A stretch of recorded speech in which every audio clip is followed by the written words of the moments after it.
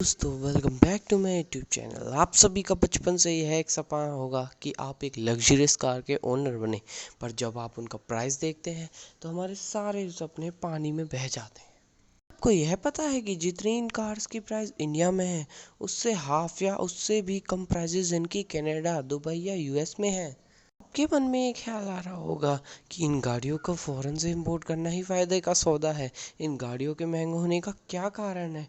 इन सब बातों को जानेंगे आगे इस वीडियो में। तो इस वीडियो को पूरी एंड तक देखना और अपनी ड्रीम कार को कमेंट डाउन कर ज़रूर बताना। चलिए अपनी वीडियो को शुरू करते हैं और आइए कंपेयर करते हैं कुछ लग्जरियस कार के प्राइस इंडिया में और यूएस में। जैसा कि आपकी स्क्रीन पर आप देख रहे होंगे कि यह है फोर्ड की सबसे पसंदीदा कार फोर्ड मस्टैंग, और इसका प्राइस है $35,630, जो कि लगभग इंडियन रुपीस में 27 से 28 लाख ही होगा। इंडिया में इसका जो प्राइस है वो लगभग 74 से 75 लाख के करीब है। और जो मैं इस वीडियो में सारे प्राइसेस आपको बताऊंगा वो बिना किसी टैक्स को मिलाकर है। कार है पोर्शे 911 कैरेना, जिसका प्राइस है यूएस डॉलर्स में $97,400, जो कि इंडिया में बैठता है 75 से 80 लाख रुपए। पर इस गाड़ी को भी इतना महंगा बेचा जाता है, ये लगभग 1,62,00,000 की बेची, वो भी बिना किसी टैक्स को मिलाए। अगर इसके टैक्स को मिलाए तो ये लगभग 2 करोड़ तक की बेची जाएगी।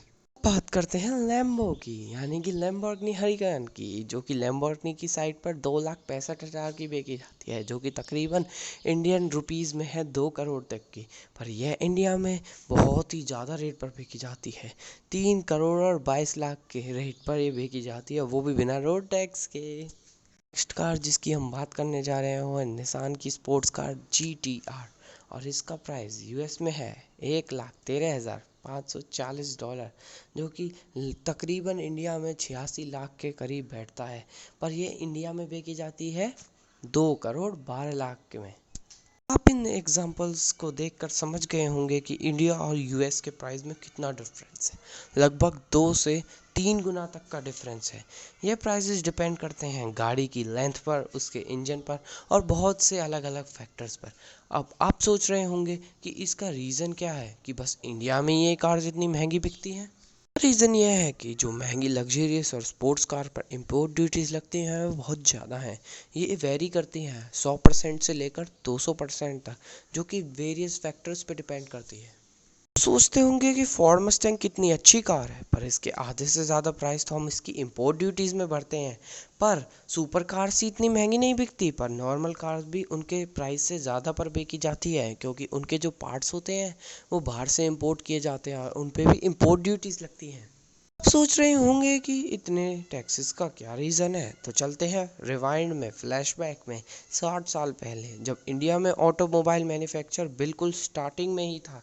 इंडियन गवर्नमेंट ने इंडियन कार मैन्युफैक्चर को बूस्ट देने के लिए इंपोर्ट ड्यूटीज लगा दी, जिससे लोग बाहर की कार से इंपोर्ट ना कराएं, जिससे सिर्फ इंडियन कार्स को खरीदा जाए। पर अब काफ़ी साल बीतने के बाद भी ये इंपोर्ट टैक्सेस हटाए नहीं गए हैं। पर इंडियन ऑटोमोबाइल इंडस्ट्री तो अब टॉप पे पहुंच चुकी है। कंपनीज जैसे टाटा, महिंद्रा और मारुति तो अब टॉप पे है। तो आपके मन में ये ख्याल आ रहा होगा कि इंडिया में कार्स महंगी है तो क्यों ना बाहर से इंपोर्ट करवा ली जाए। पर इसके अंदर भी बहुत सारे रूल आते हैं, जैसे कि अगर आप कोई नई कार इंपोर्ट करवा रहे हैं तो उस पर 125% इंपोर्ट टैक्स लगेगा। और यह सिर्फ इतना ही नहीं, इसके बाद भी बहुत सारे टैक्स लगेंगे, जैसे रोड टैक्स और गाड़ी का इंश्योरेंस टाइप। और इन सब का बिल्ड वही करोड़ों में बैठ जाएगा, तो फिर फ़ायदा क्या है? ये तो वही सिचुएशन हो जाएगी। आप पुरानी कार इंपोर्ट करवाना चाहते हैं तो उस पर भी 180 से लेकर 200% तक का इंपोर्ट टैक्स लगेगा, और बाकी के टैक्स तो है ही। और अगर आप किसी तरह उन टैक्सेस को भर भी देते हैं तो उसके बाद भी बहुत सारे रेगुलेशंस और रूल फॉलो करने पड़ेंगे कि कार ज़्यादा से ज़्यादा 3 साल तक पुरानी होनी चाहिए, कार को पूरी तरह से मोटर एक्ट 1988 पर खरा उतरना पड़ेगा, कार को राइट हैंड साइड ड्राइविंग होना पड़ेगा। जैसा कि आपको पता है फॉरेन में लेफ्ट हैंड ड्राइविंग को फॉलो किया जाता है, तो उसे चेंज करवाने में भी बहुत खर्चा आएगा।